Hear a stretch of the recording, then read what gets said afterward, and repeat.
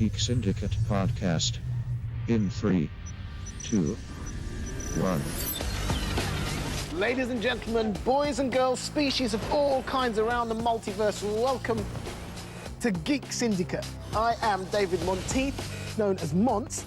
I am Barry Nugent, aka The Nuge. There is no other genre in which fans are so closely linked to the product that they like. Fans are the beating heart of science fiction, and this is their story. From the moment that comes down and twists, you lose Gary and you get a stormtrooper. It was the first time I'd ever got hugged by a xenomorph, and, you know, frankly, I'm still not sure whether that was okay or not. It's what Jodie liked. I obviously wanted to be with Jodie, so, you know, I kind of had to learn to love it. And so I'd like to show you my lightsabers. On my holidays, I get to be someone else. Excellent.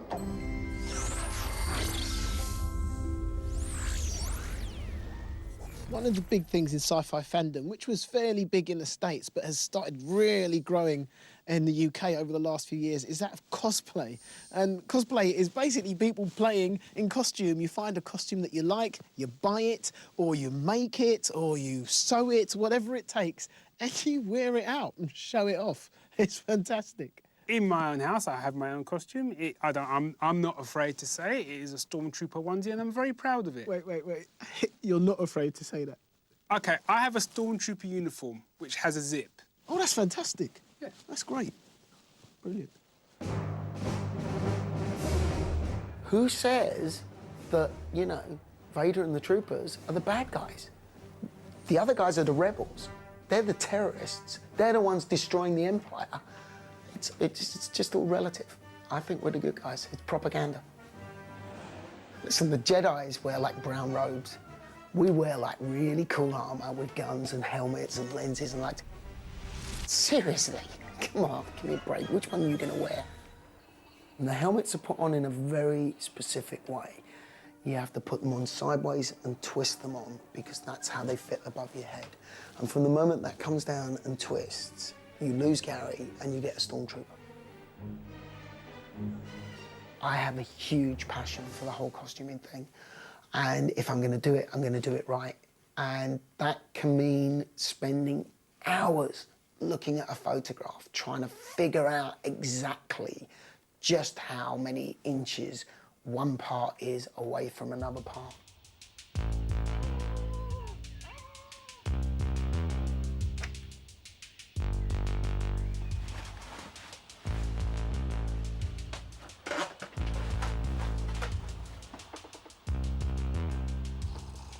I think there's a massive difference between just wearing a fancy dress costume and a committed, and they should be committed, a committed costumer.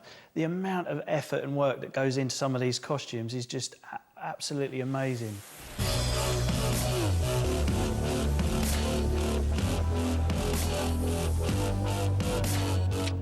From my point, when I decided to try and create a cosplay version of the Cyberman, it literally took me 3 years. Cosplay and costuming is obviously going out and having an amazing amount of fun, living your life as someone completely different, and you can be whoever you want to be. Excellent. What I love about cosplay is there is an element of bravery that comes with it, you know, because I see some of these amazing outfits, and then I think that person's had to get on the bus. They've had to come on the tube. Fair enough. If you had a choice between a time machine and a spaceship, which would you pick? Time machine, hands down. Time machine. You can go where you like then, can't you? Where would you go? Back to my wedding day. And fix the bits that went wrong.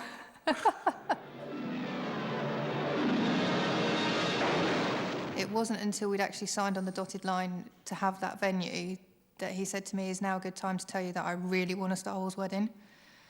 And obviously you can imagine my face. Most of it, I'd give credit to Nanette all the way. She made it sort of tasteful, yet enough cheese for me, if you like. Even down to the wedding rings. We had Star Wars vows. I had to call him Jedi Jody. He had his Star Wars tie and Boba Fett cufflinks. And then, obviously, right down to signing of the register, we actually had a little lightsaber pen that lit up. And then on the day, we had a stormtrooper, a biker scout, an officer, and Darth Vader himself.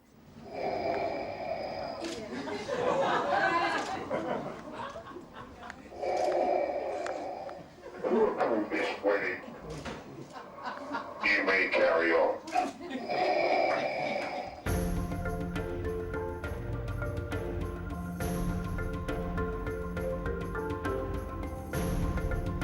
I was stood at the front of the aisle, just waiting around, and of course the stormtrooper and biker scout turned up and sort of took position, and that was it. My heart started racing. I just couldn't stop looking at him. You know, to see him. I mean, you see him on the TV or in the movies all the time, but when you see him up close, and see it, it takes you back to your childhood. Just want to play with him. Ladies and gentlemen, could you please offer your congratulations to the new Jedi and Mrs. Daddy-O.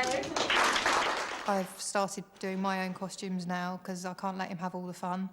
It's growing on me. It was a case of learn to love it or have lonely weekends, basically. It's now a big part of our marriage. With Sci-Fi, everyone has that moment where they know that there's no turning back, that they're hooked. What was it for you? What was your gateway drug? For me, it's going to be Doctor Who. My gateway drug was Flash Gordon. And by Flash Gordon, I'm talking about the Sam J. Jones Flash Gordon, you know, with... Because it was about 8 of us went to see it, and we all saved the world together, you know, in those sort of 2 hours or however long the film was. And then I remember us coming out, and the world seemed a little bit dimmer. One day in, I think, late 1956, I happened to look in the window of a junk shop and I saw a magazine with a very evocative cover, Space Travel by 1960. And big rocket taking off, and I thought, I must have that. And after that, I was hooked. I used to spend 1 or 2 days a week going to the junk shops, going to the markets, collecting these old magazines, carrying them home, you know, precious, 6pence, 9pence a copy, reading them the same night. But the problem was, I was by myself. Then one day, in the second-hand market, I picked a magazine up, and a little tiny piece of paper fell out. It was pink, badly typed, and it said, "Are you interested in science fiction? Then come along to the Erdington Science Fiction Circle." And I thought, this is for me. Quick as a flash, I made contact. I went along one dark, wet night in January 1963, knocked on the door of his rambling Victorian house, and this chap opened the door and said, "Quick, come in before she catches us." She was his landlady, and she didn't like having all these strange characters turning up.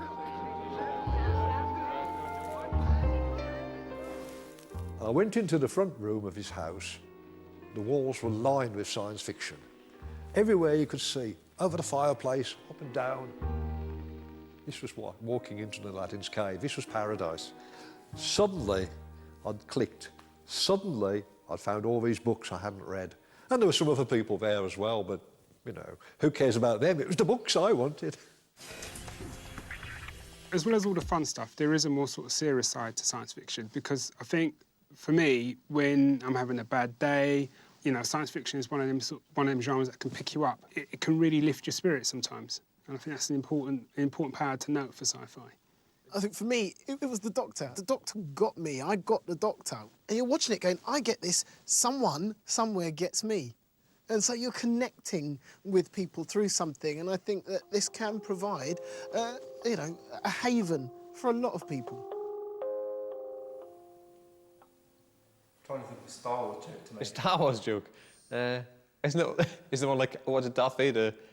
No, how did Darth Vader know what Luke was getting for Christmas? He's like, he could feel his presence. When I was very little in primary school growing up, it was very difficult to communicate and play with other children due to having high-functioning autism. And so I had to find some other way of surviving, I guess, in that kind of environment. One of the ways I did this was I kind of was so involved with Star Wars that it became like my best friend. I'm the leader and the founder of the Jedi Church in the UK, called the Church of Jediism, and so I'd like to show you my lightsabers. Basically, before going to school every day, I'd watch a Star Wars movie, and same as when I got home from school. We rented out the Empire Strikes Back from the local videos rental store on VHS, and I rented it so much I broke the tape. So every waking minute I could have, other than education, was Star Wars, you know.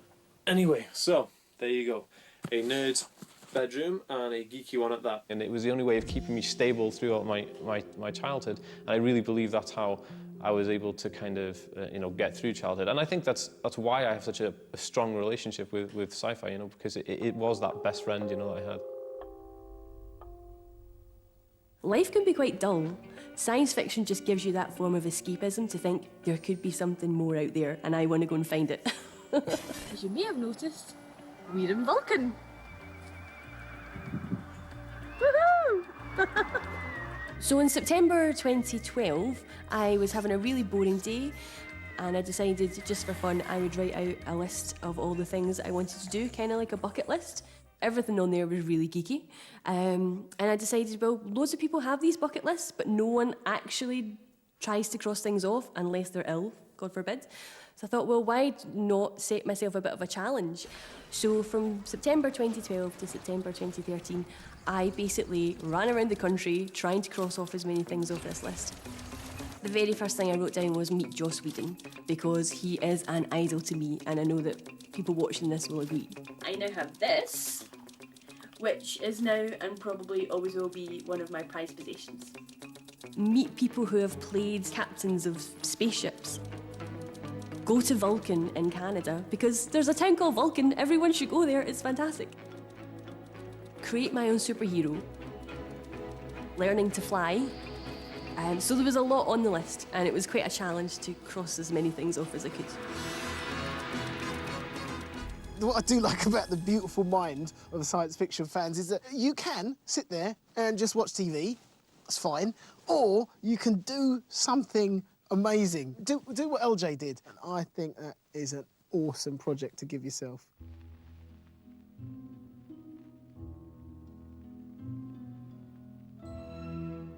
It's in Total Recall, where someone asks Schwarzenegger's character, what's the same about every holiday that you go on? You can go to the sun, you can go to the ski slopes, but the one thing that's the same is you.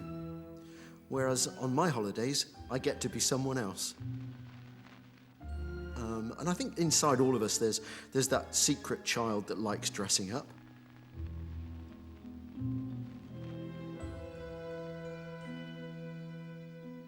I went to university in 2000, and then in my second year of doing my degree, I was diagnosed with breast cancer. I had a few weeks off to do this, have the surgery done, and then I had a series of chemotherapy, and then I had radiotherapy, and that lasted from the October right through to about the May.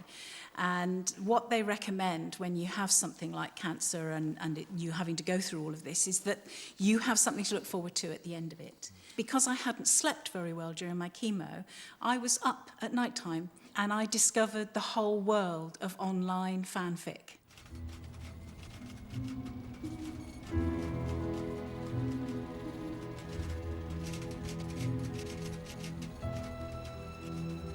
And obviously got to meet online a lot of people. Many of them actually lived in Georgia.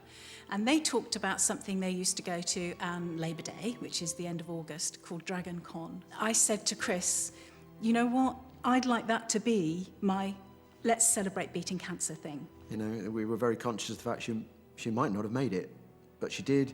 We wanted to do something, we'd mark that. So yes, going to the convention for the first time was that celebration. It was our bottle of champagne that we cracked over the head of breast cancer. conventions is something that has been seriously growing in the last few years, especially in the UK. They're popping up absolutely everywhere for a plethora of different reasons. And you walk in and you're absolutely wowed by everything there is around you. So much merchandise, so much opportunity to see the stars, so much opportunity to meet people. It's just incredible.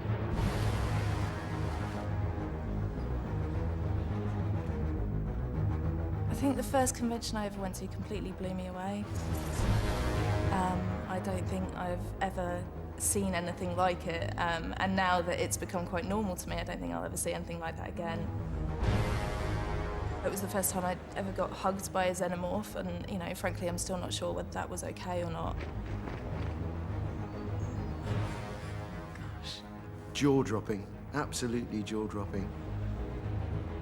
Because you're just like, whoa, so much to take in, sensory overload. 70 or 80 stormtroopers going up an escalator. Women covered in body paint, you know, dressed as characters from Avatar. You know, there's comics here, there's books there, there's people dressed up there. What's going on? One of the most fantastic things I've ever seen is a queue of normal people at an ATM being held up by the fact that at the front there's a giant black ant, full-on antennae, 6 legs, struggling with his card to get it into the machine. It was quite a view. You get to be a part of something where you can literally like anything you want to. You can fantasize about anything you want to. And all of these people, they either share the same experience or they share slightly different experiences, but there's very little judgment as far as I can tell. And I love that, you know, everybody's weirdnesses get embraced in a way that they don't in ordinary life. Back in the day when I was a kid, I literally knew one other person who was into sci-fi. Who was that? That was you. And, you know, whereas now, there's hundreds of people that I know. What has science fiction meant to me? What would my life be like without science fiction if it had never come about? I mean, I don't want to sound glib, but I can't imagine my life without science fiction.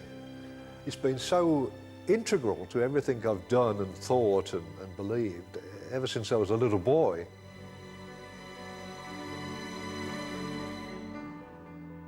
We have been into science fiction for pretty much as long as we can both remember, and it's become such an integral part of our lives. I don't think we can imagine life without it. And we all love it, this. It's such a big, happy family. It's great. I'm so happy to be part of it. I really am. It's like my big brother, isn't it? So it's like those things that I was dependent on for growing up and learning about, and there was those people I was fascinated with. So when you look up to somebody, that was what I looked up to. You know, I looked up to sci-fi and science fiction and those characters. I think for me, science fiction is one of those genres in my mind that it creates moments of wonder, you know, moments of magic. It's the possibility that anything can be done, anything is possible. How could you not love that? It is being able to step out of who I am and into what I might dream of being. Why hide what you love? Why hide what you're passionate about? So yeah, I've always been an out geek. I think you should be proud of what you are passionate about and proud of what you love.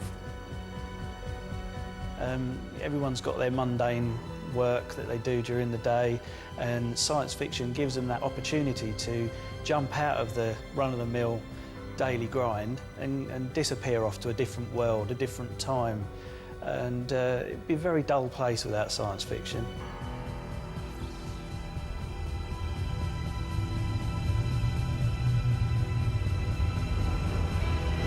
And, you know, spaceships make everything better.